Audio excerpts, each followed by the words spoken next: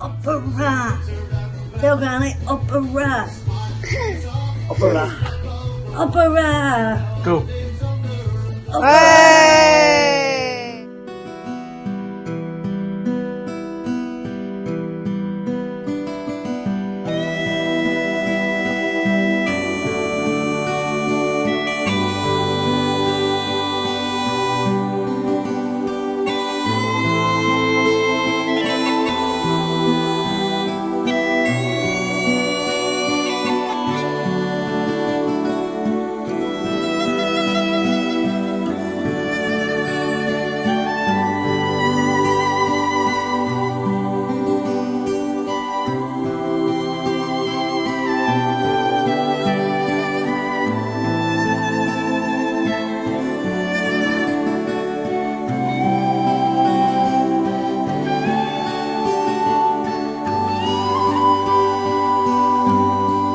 When I heard on Monday of Sadie's death, I was really shocked and devastated. And if I felt that way, I can't imagine the heartbreak of Jimmy, Fanula and Eamon, Niall and Lauren, Donal, Sadie's brothers and sisters, and her adored grandchildren. There's no easy way to deal with that kind of loss and pain. It will last for a long, long time. But maybe there's some consolation in knowing that Sadie was dearly loved and will be deeply missed by many, many people, not just here in Derry, but much, much further, because Sadie touched so many and we all cherish that. She was a lifelong Republican in every sense of that word. She had a great graph for her family, friends and the city and community she came from. Nothing was too much for Sadie. She had a kindness and an unselfishness that endeared her to people outside of her own circle, and she had a bravery that in any other circumstances would be considered well above the call of duty. Sadie was born in 1956 into a Republican family of 5 girls and 2 boys and reared in the Cregan, where at a very young age she witnessed firsthand the discrimination and inequality of the Orange State and watched as civil rights marchers were battened off the streets of Derry by the RUC. But it was the slaughter on Bloody Sunday at the hands of paratroopers here in her own city that made Sadie realise once and for all that for some there was no alternative. At the young age of just 16, Sadie joined the ranks of Covenant Man and became a very active volunteer. No operation was ever too big or too dangerous for her. She was treated with the greatest respect and admiration by her comrades in Ogle and Erin.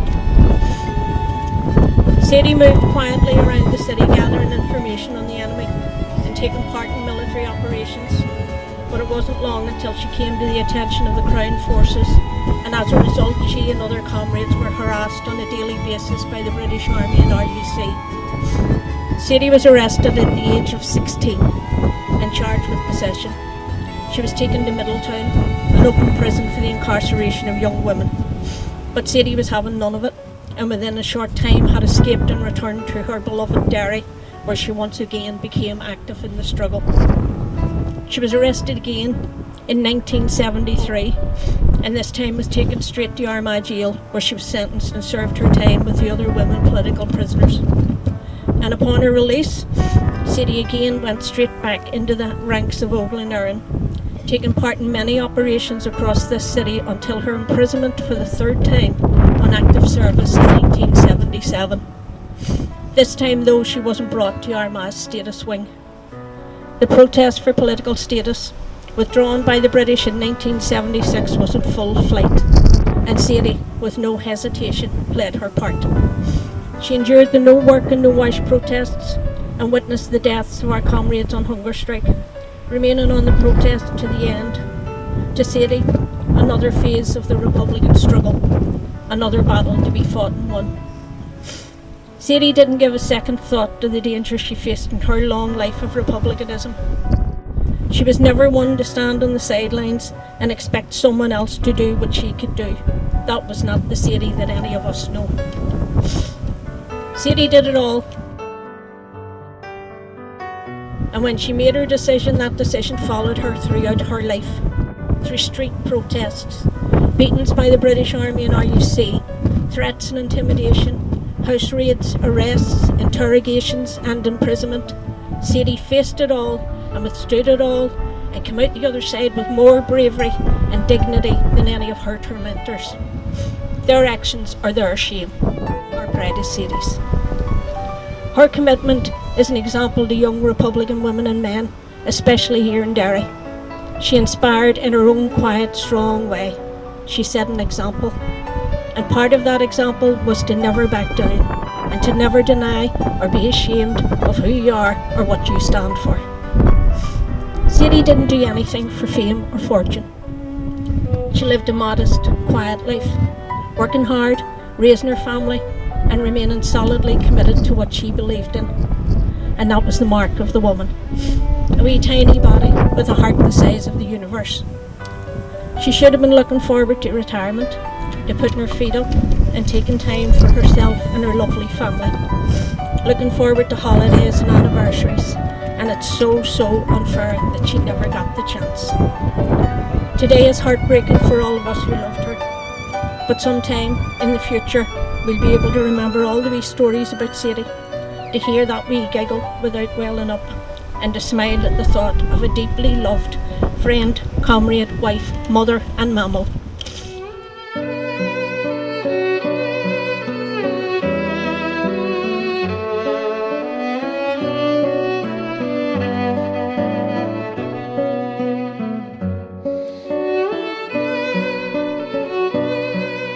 Sometimes it takes a lot of courage to just let someone be who they want to be. Thank you all for accepting that Sadie needed to do that. And thanks to Sadie, who gave so much and asked for nothing in return. We won't forget wee Sadie, and we promise to continue to work for what she aspired to. May some of your strength pass on in coming days to your loving family, and may you always be part of us. Slán Sadie.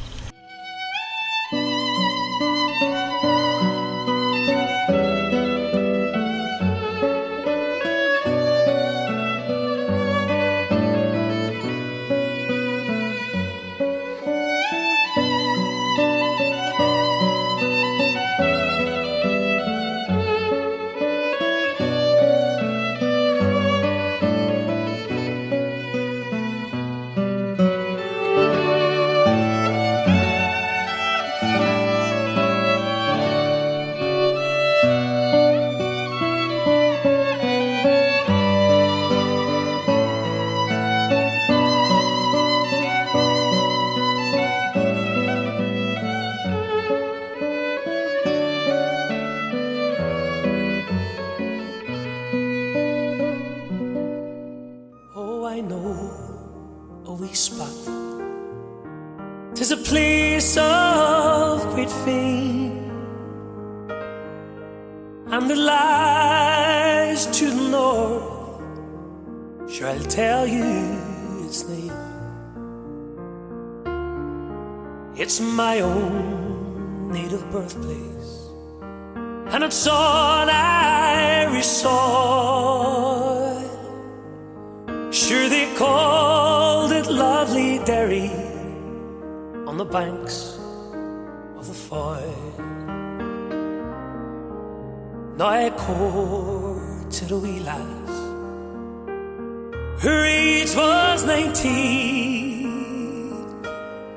She was the fairest Callan that ever you seen. For her cheeks were like roses, and her hair weaved in coil, and she came from a lovely Derry on the banks of the Foyle.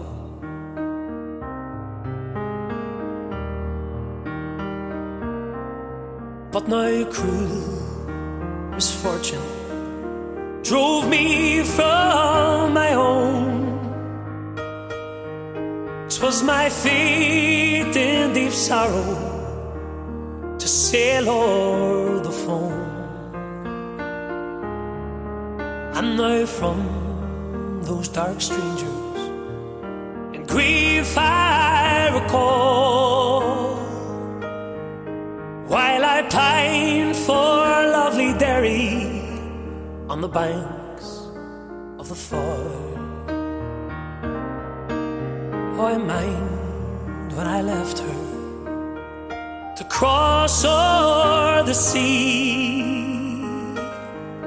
for to make my own fortune for Mary and me. How I cried when I left her, but my tears fell to toil, far away from lovely Derry on the banks of the Foyle. But a wee bird came flying from over the sea, and he brought me a letter, my true love to see, saying, come home, my darling, to your own native soil, and I'll wed you in Derry on the banks of the Foyle. Now when I make my fortune, it's back home I'll go, to the land of my boyhood, to the sweet girl I know. I will build her a mansion, and need more will we toil, far away from lovely Derry on the bank